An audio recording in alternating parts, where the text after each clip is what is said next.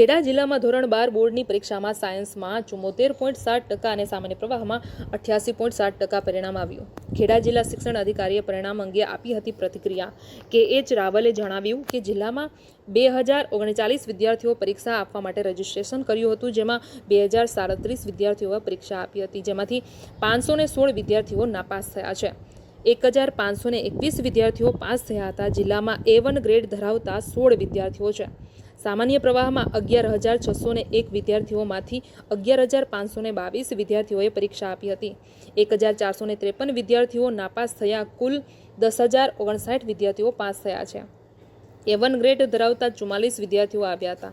જિલ્લાના સામાન્ય પ્રવાહનું પરિણામ 88.8% જોવા મળ્યું છે. નાપાસ થયેલા વિદ્યાર્થીઓ માટે જિલ્લા શિક્ષણ અધિકારીએ એક સંદેશો આપ્યો છે કે પરીક્ષા જીવનનો એક લક્ષ્ય નથી, એક કારકિર્દીનો ભાગ છે. જીવનમાં આવી ઘણી પરીક્ષાઓ અને ભવિષ્યમાં આવશે. નાપાસ થાવ તો નિરાશ કે હતાશ થવાની જરૂર નથી.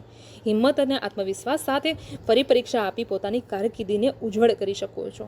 જે કોઈ વિદ્યાર્થીઓ 1 કે 2 વિષયમાં નાપાસ થયા હોય તેઓ જુલાઈમાં ફરીથી 2 વિષયની યોજનારી પરીક્ષામાં ફોર્મ ભરી પરીક્ષા આપીને ભવિષ્ય ઉજ્જવળ કરી શકે છે. જી, ગુજરાત માધ્યમિક અને ઉચ્ચતર માધ્યમિક શિક્ષણ બોર્ડ દ્વારા ફેબ્રુઆરી-માર્ચ 2025માં જે પરીક્ષા લેવાયેલ છે ધોરણ 12ની, એનું પરિણામ જાહેર થયેલ છે. ખેડા જિલ્લાની જો વાત કરીએ તો વિજ્ઞાન પ્રવાહમાં કુલ 2039 વિદ્યાર્થીઓ પૈકી 2037 વિદ્યાર્થીઓ ઉપસ્થિત રહ્યા હતા પરીક્ષામાં. તે પૈકી 1521 વિદ્યાર્થીઓ પરીક્ષા પાસ કરેલ છે. ટકાવારીની વાત કરીએ તો 74% જેટલું પરિણામ એમને પ્રાપ્ત થયેલ છે. અને વિજ્ઞાન પ્રવાહની અંદર જિલ્લામાં કુલ 16 વિદ્યાર્થીઓએ A1 ગ્રેડ મેળવેલ છે. સામાન્ય પ્રવાહની વાત કરીએ તો 11,601 વિદ્યાર્થીએ આવેદનપત્રો ભર્યા હતા. તે પૈકી 11,522 વિદ્યાર્થીઓ ઉપસ્થિત રહ્યા હતા. એ પૈકી 10,069 જેટલા વિદ્યાર્થીઓ પરીક્ષા ઉત્તીર્ણ કરેલ છે અને 88% જેટલું પરિણામ જિલ્લાનું આવેલ છે.